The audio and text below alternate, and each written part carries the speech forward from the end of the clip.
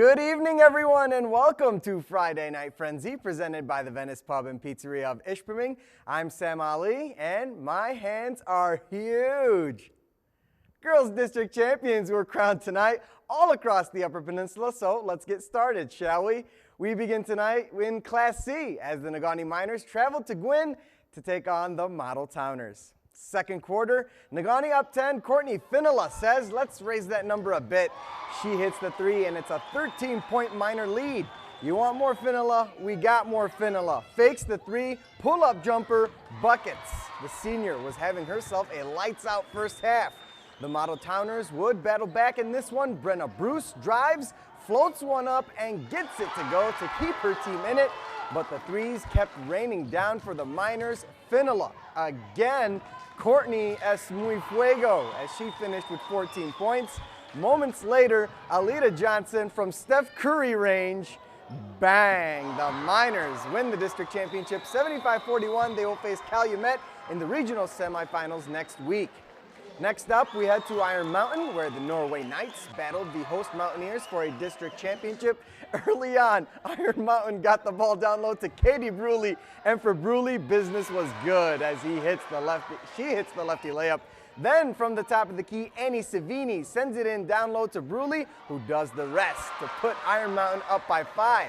After a slow start, the Knights offense started knocking down shots from long range. That Jordan Kramer 3 gave her 1,000 points in her career. Congrats to her. More shots from downtown for the Knights. Britta Gravold in the corner for 3. Britta filters that one down, pulling Norway back to within 2. At the end of the first, Kate Bugney was left open on the left side.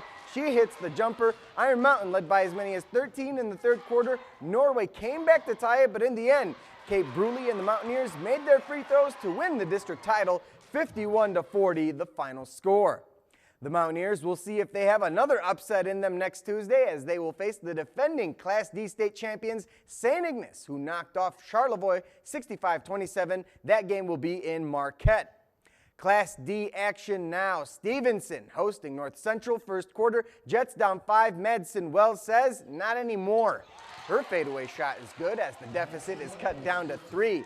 Later, Eagles offense attacking. Kelsey Johnson, no. Kylie Ross, yes. Stevenson brings the lead back up to 5. More from the Eagles. This time it's Autumn Rasner for 3. Booyah! The home team is building momentum, but the Jets would not go away quietly. JC Facio with a hand in her face nails the 3. North Central will try their best to come back, but in the end, Stevenson wins the district championship 73-37, the final score. The Eagles will face off against Chassell as they beat Ontonagon 47-30. Those two teams will meet in Kingsford Tuesday night. A nice crowd showed up in Munising to watch their Mustangs battle Rapid River for a Class D district championship. First quarter was all Stangs as the Rockets turned the ball over, and it's Frankie Madsen with the layup as Munising opened the game with a 13-0 lead. Later, it's Marissa Ackerman with a nice pass to Madsen, who gets another bucket to go. More from the Stangs, this time from the outside. Madsen to Ackerman from downtown. She hits it. Munising takes a 21-point lead early in the second quarter. Rapid River would battle as hard as they could. Hannah Canyu with the off-balance shot banks it off the glass to try and chip away at the lead. But the Mustangs would run a stampede on the scoreboard. Marissa Immel scores on the easy putback. She had 18 points as Stang Nation locks down the district championship with a 72-28 win over Rapid River. And they will move on to face Forest Park as the Trojans defeated Ewan-Trout Creek 52-31. That game will be Tuesday night in Kingsford. Forest Park beat Munising on February 9th, 47-38. To the Copper Country now, Class B district final, Houghton versus Escanaba. First quarter, she's so quick. Sloan Zenner slashes through the defense and gets the bucket to go for the Gremlins. Lady Callie Heller's floater is no good, but Haley Waters gets the rebound and the putback to keep this game tight early on. Houghton responds on the other side. Anita Magyar's jumper is good as the home crowd makes some noise for the Gremlins. Later in the quarter, Jennifer Brandt posting up, she gets it, squares up, and finishes. You can't teach height right there. But the Gremlins had other plans tonight. Zenner again, as she finished with 19 points. Houghton wins their 17th district title in the past 18 seasons, 45-30 over Escanaba. They will face Kalkaska next Tuesday in Manistee. Let's cross the bridge for Class A action. Marquette taking on Petoskey. First minutes of the night, Marquette gets right to work off the inbounds pass. Therese Leedy drops in a pair. Gaylord running the floor. Bounce pass going to Mallory Marshall. She knocks down the jumper, making it a 2-point game. Other end of the court, Blue Devils. Casey Cordy comes up with the steal to tie this district final in the first quarter. Leedy, though, she has an answer, earning 3 points the hard way to put the Redettes back on top. Marquette continues to add to its lead. Mo Miller puts her team up 20-11, and it would be a lead they wouldn't give up as the Redettes win the district final 45-41. They move on to face Saginaw Heritage in the regional semis. We have reached halftime on this edition of Friday Night Frenzy. Still to come, we've got hockey highlights from the SDC as the Huskies tangle with arch rivals, the Wildcats. That's straight ahead on the Frenzy right here on ABC 10. Welcome back to Friday Night Frenzy, presented by the Venice Pub and Pizzeria of Ishpeming.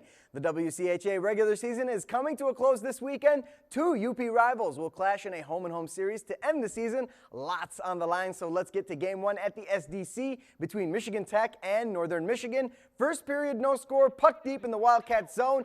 Alex Batan finds the back of the net, and it's 1-0 Huskies.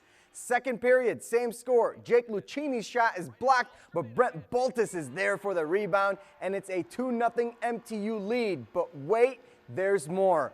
Off the face-off, it's going to be Shane Hanna.